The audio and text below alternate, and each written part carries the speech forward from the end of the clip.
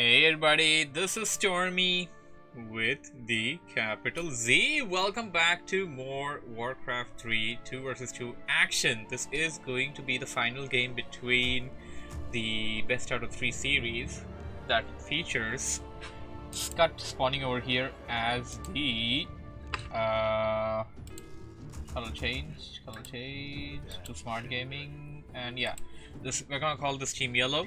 Spawning over here at the 9 o'clock as the yellow undead player, opening up with Crypt first build order. On the top we got Thorzain, his ally, the blue why is it blue? I'm gonna change this, it's gotta be yellow. Yeah, there we go, we got yellow human player on the top at the 12 o'clock. They are playing up against this is TGW spawning over here as the teal human, and this is DV spawning in as the teal undead. Human undead versus human undead, and the series has been so far pretty good. We had some back and forth action, some strategies that are pretty interesting to see in 2v2. In last both of the games we had seen a double Tomb of Relics by DV. So what happens is his ally makes his way towards DV's base, and he also buys the Rod of Necromancy. So there you go, you have two Rod of Necromancies that you can use. Archmage coming out from this side. On the top also we got Archmage. Both of the humans are going Archmage. Both of the undead are going late heroes, and we got a Crypt Lord on one side. This is not late hero, I'm sorry. We got a Crypt Lord on one side and we got a Dreadlord on one side. So let's see how this turns out to be. I'm gonna have a look at my Streamlabs, and why is it saying that I have to go live? I'm already live, right? Ah, damn. It appears to me that I wasn't even live yet. Well, anyways, I'm live now. Thankfully, I did start recording, so I have the recording with me. Hey everybody, for the people that were not on the stream yet. And what do we have here? Now hosting WB Polar. Nah, I don't think I should be hosting that guy. I don't think I should be hosting anybody right now because I want to be streaming myself. Let me check. Do I have to unhost, or do I just automatically get to my live page? And I'm on my live page. It's fine. It's all fine. Sorry for the delay for the guys watching on the recording. If the game continued, we would have seen the heroes out by now. We got scout footmen heading towards each other's, or rather each enemy's bases. They're gonna bump in the middle. For each of them it would be a good idea to go through the expansion, because this is of course Lost Temple. You have this expansion that you can easily expand to and also easily defend. Although this expansion is not the best to defend, this is a good expansion to defend since it's in the middle of both players. This is a good expansion to defend. But nonetheless, it appears to me that both human players are going for Expo, and both of them are going to detect each other's Expo using the annoying scout footmen. Not gonna be doing anything with the footmen though. Okay, we got TGW trying to go in there. May want to get some kills on the elementals. That's something that you can potentially do against humans players. The elemental is the tank whenever you go for creeping, and when you try to do that, then you're going to end up perhaps trying to get a kill on that, and elementals do give you a good amount of experience. It appears that Skutt is also expanding, and wow, it appears that all the players are expanding. The beetle biting the dust over there. Of course, it's a beetle. You can let it die. It doesn't cost you money. It just costs you some mana, which is recoverable over time, and you have two beetles with the corpses. Expansion coming in for all the players. We got Thorzain coming in. Thorzain trying to attack the expansion for TGW, and on the other side TGW is attacking Thorzain expansion with one annoying footman, but that's just it. The expansion is gonna have to be cancelled. If nothing else, Thorzain at least managed to delay this expo. He's gonna lose a footman in the process, maybe lost a couple of more. He is sending back a couple back to the base, I can see that at least. And now backing towards the upper hill, towards the main of TGW. TGW is going to need some time before he can set up his expansion, and at least the expansion is delayed. We got a battle going on over here, and oh, the Dreadlord Dreadlock's gonna have to TP if he wants to save itself, and he's gonna lose 2 ghouls while TPing away. Now this is something that you want to consider. You TP'd away, you're back to the base, you're gonna heal up. Okay, so the Dreadlord is actually level 2, so what I was about to say was losing a level 1 hero is not that big of a deal. It can come back pretty fast from your altar.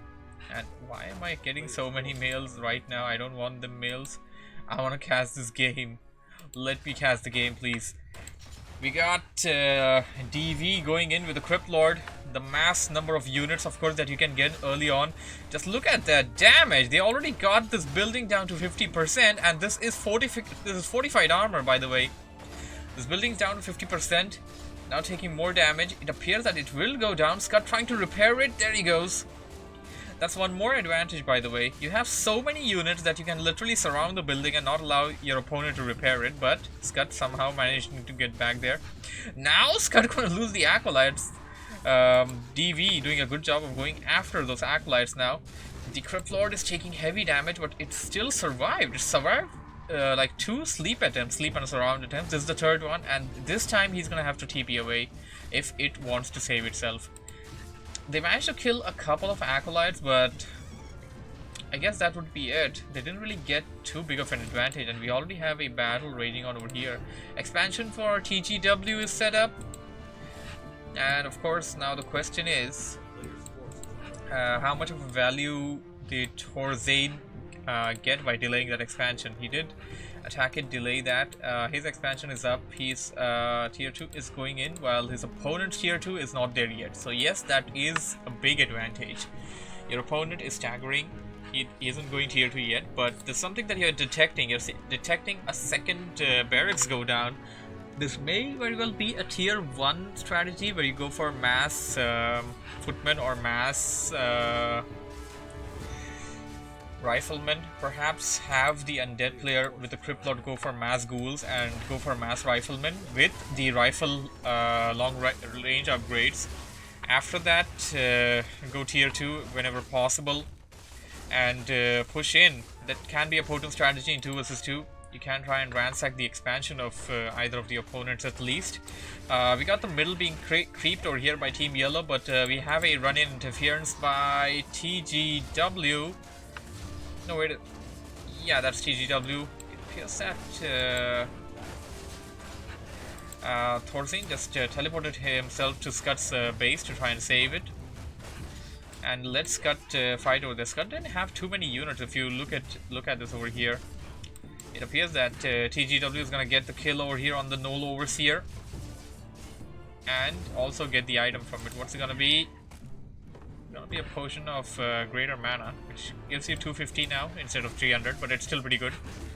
There are a lot of TL units over here. Most of them are summoned. There we go. Asleep by the Dreadlord. A surround attempt. Level 3 on the Crypt Lord. And no, the Crypt Lord doesn't have any escape routes. The Crypt Lord is done.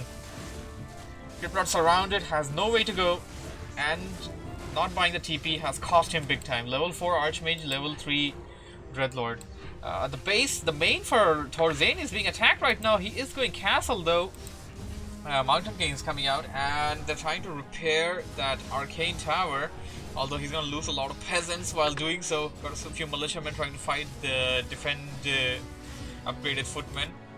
Expansion is running. He does have a blacksmith. The expansion is going for some upgrades. What's the upgrade he's going for? He's going to attack upgrades. It appears that he's going to stick to mostly melee units. It's going to be like footmen and perhaps going to knights. Perhaps, yeah, this is probably going to be knights. Knights and or griffin riders. Very potent strategy. Can be useful when you have an expansion. Can be doable technically when you have an expo. So both of the towers being taken out. His economy is being messed up. What is the first spell he took for? What's the first spell that the Mountain King took? I have a feeling that the first spell is Stormbolt. Yep, it's Stormbolt. In a situation like this, Thunderclap would have been also useful. The Archmage is now level 4 for TGW, matching the Archmage for Thorzain. So whatever disadvantage, whatever they lost over here during this fight, they kind of gained it back while attacking Thorzain's base. We got tier 2 ready and some Arcane Sanctums being dropped down for TGW. Do we have a second hero yet? No. Mountain King gonna use Stormbolts on more footmen. Of course, Thunderclap can't do this. Thunderclap can't stop units, it can slow them down. And it appears that you can gain more value out of your Stormbolt, but sadly, the Mountain King got taken out in this fight. Thorzain didn't even attempt to back it out, he just kept it there. That was a big mistake, and that footman dying right now because it was under defense slowdown. It was having the defense up and it got slowed down. Got hit with the Archmage twice, and that's where it sealed the deal. We got some gargoyles coming in by DV. He is going tier 3 and he's got like, wow, that's a lot of 2 slaughterhouses, 3 crypts. I don't really know what strategy he exactly wants to go for. Carrion Swarm did get some of those gargoyles. Here comes the Crypt Lord. Crypt Lord is still level 3 though. He should be able to score a number of beetles in that area with a lot of corpses. I'm rather confused to see that the Crypt Lord doesn't have a full army of beetles surrounding itself. Okay, we got some beetles lurking elsewhere, it appears. Are these beetles? No, these are footmen. The main of Skutt is being attacked by gargoyles. We got a Ziggurat being upgraded into the Nerubian Tower. That's a lot of damage if you consider how less the gargoyles actually do deal damage to the land units. Of course, they're pretty good for the aerial units. A nice Carrion Swarm, but that didn't really gain a lot of advantage from what I see. Vampiric Aura coming in, that is Vampiric Aura level 1. Carrion Swarm, but that only hit a couple of units. The problem with Carrion Swarm is that it can only hit about 5 units. The maximum number of units that it can damage is 5. It has that one little disadvantage. Okay, we got some Orb of Corruption being picked up by the Dreadlord, and pause. And now he's gonna use that to try and take out those gargoyles one by one. We do have a fight raging on. The human against the human and the undead versus the undead.